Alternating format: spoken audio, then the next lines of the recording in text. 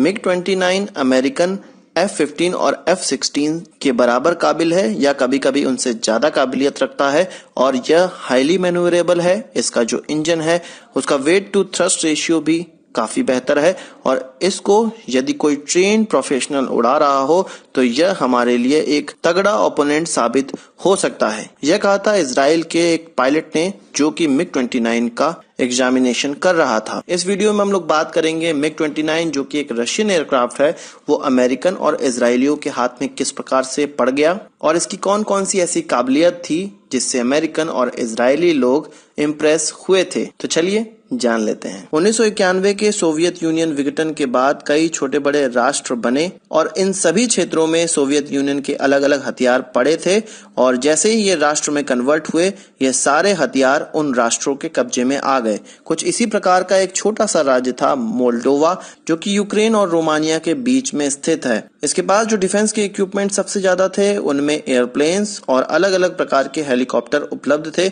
इसमें 34 मिग-29 थे, 8 Mi-8 hip helicopters थे और कुछ ट्रांसपोर्ट एयरक्राफ्ट भी थे। पर इतनी छोटी कंट्री के लिए यह बहुत ही बड़ी सामग्री थी। अगर आज की कंडीशन में देखा जाए तो मोल्डोवा में केवल 33 लाख की जनसंख्या है। तो आप समझ सकते हैं कि उस समय इनकी कितनी जनसंख्या होगी और इतनी जनसंख्या के लिए एयरफोर्स का काफी ज्यादा सामान इनके पास था। मोल्डोवा की कंडीशन उस समय अच्छी नहीं थी। यूएस को यह लगता था कि मोल्डोवा कहीं ईरान को यह मिग-29 न बेच दे या ऐसी कंट्रीज जो कि ईरान की विरोधी है उनको मिग-29 की टेक्नोलॉजी न बेच दे। इसलिए यूनाइटेड स्टेट्स ने अपना सबसे बड़ा हथियार अपनाया जो कि पैसा था और मोल्डोवा से कुछ 21 मिग-29 एयरक्राफ्ट खरीद लिए। इसमें से 14 इसके सी मॉडल थे, एक बी मॉडल था और 6 ए मॉडल थे और इनको छोटे छोटे पीसेस में C-17 ट्रांसपोर्ट एयरक्राफ्ट से ओहायो भेज दिया गया। ये जो खरीद हुई थी वह 1997 में हुई थी और मोल्डोवा को इससे $40 मिलियन प्राप्त हुए थे, ह्यूमैनिटेरियन असिस्टेंस प्राप्त हुई थी और कुछ आर्मी ट्रक्स प्राप्त हुए थे और नॉन लीथल इक्विपमेंट्स भी उनको दिए गए थे। इन एयरक्राफ्ट्स को मोल्डोवा से खरीदने पर अमेरिका को एक लाभ यह हुआ कि यह एयरक्राफ्ट ईरान के हाथों में नहीं पड़े और दूसरा लाभ यह था कि सोवियत यूनियन का उस समय का सबसे सोफिस्टिकेटेड एयरक्राफ्ट अब अमेरिका के पास चेक करने के लिए उपलब्ध था। मोल्डोवा के पास जो बचे हुए और एयरफोर्स के इक्विपमेंट थे उसने अरिट्रिया और यमन को बेच दिया और जो अमेरिकन के पास मिग-29 थे वो अलग अलग जगह डिसअपियर हो गए, यानी कि अलग अलग केंद्रों में यूएस के भेज दिए गए। कुछ इंटेलिजेंस सेंटर में भेजे गए, कुछ एक्सप्लॉयटेशन फैसिलिटी में भेजे गए और कुछ को टेस्टिंग स्क्वाड्रन में भेजा गया और यह खबर एयर एंड स्पेस मैगजीन में भी आई थी। मिग-29 उस समय के अमेरिकन और वेस्टर्न एयरक्राफ्ट से ज्यादा मैन्यूवरेबल था और उसका वेट टू थ्रस्ट रेशियो भी उनसे काफी ज्यादा था और 1990 के हिसाब से वो बहुत ही सोफिस्टिकेटेड टेक्नोलॉजी से लैस था। पर इसकी कुछ कमियां भी अमेरिकन को पता लगी। इसमें जो एवियोनिक्स और इंफॉर्मेशन मैनेजमेंट का सिस्टम था वह गड़बड़ था। कोई भी पायलट जो इस एयरक्राफ्ट को उड़ाता था उसको यह नहीं पता चलता था कि यह एयरक्राफ्ट कहां पर है, उसकी स्थिति कहां पर है। इसके लिए पायलट को लिटरली एक पेपर मैप का सहारा लेना पड़ता था अपने एयरक्राफ्ट को लोकेट करने के लिए। फिर भी मिग-29 एक बेहतरीन एयरप्लेन था जो कि अच्छी इंजीनियरिंग का एक सबूत था। हालांकि मिग-29 को बिना अपग्रेड के 21 सेंचुरी में इस्तेमाल नहीं किया जा सकता था। 1997 का ही साल वह भी था जब इजराइल को इस प्रकार के एयरक्राफ्ट मिले और इजराइल को यह एयरक्राफ्ट किन देशों से मिले इसका डिस्क्लोज उसने नहीं किया।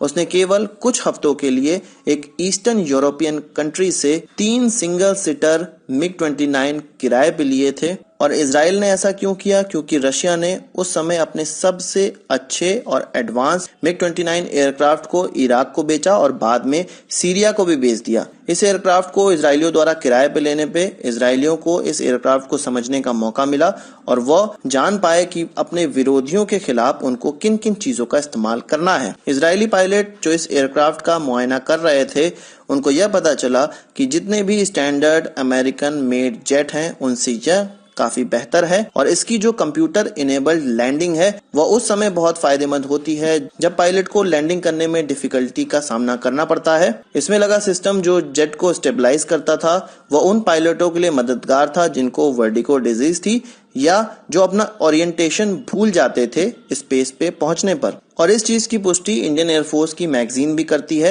उस मैगजीन का कहना था कि इस प्रकार का कोई भी वेस्टर्न एयरक्राफ्ट अभी तक उपलब्ध नहीं है जो कि पायलट की इतनी अच्छी हेल्प करता हो इस प्रकार की सिचुएशन को हैंडल करने में। आज ये MiG-29 कई देशों में इस्तेमाल किए जाते हैं। भारतीय एयरफोर्स में भी इसका इस्तेमाल किया जाता है और भारतीय नेवी में भी इसका इस्तेमाल किया जाता है। और ईस्टर्न यूरोप के कई ऐसे देश हैं जो अमेरिकन एयरक्राफ्ट का भी इस्तेमाल करते हैं, वो इस MiG-29 का भी इस्तेमाल करते हैं और साउथ एशिया में बहुत ज्यादा इस एयरक्राफ्ट का इस्तेमाल किया जाता है। पोलैंड उन देशों में से एक है जो यूएस के बने F-16 जेट का भी इस्तेमाल करते हैं और रशियन MiG-29 का भी इस्तेमाल करते हैं। और आपको ये जान के बड़ा आश्चर्य होगा कि इजराइल ने अगस्त 2011 में पोलैंड के साथ एक कॉन्ट्रैक्ट किया, एक डील पर साइन किया, जिसमें कि वह इन MiG-29 को मॉडर्नाइज करेंगे, ओवरहॉल करेंगे और रिफर्बिश करेंगे। हालांकि जो इजराइल को MiG-29 लीज पर मिले थे उसका सोर्स आज तक अननोन है। तो आज की इस वीडियो के लिए बस इतना ही।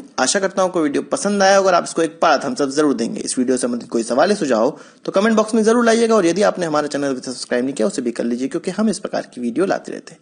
नमस्कार, थैंक यू, जय हिंद।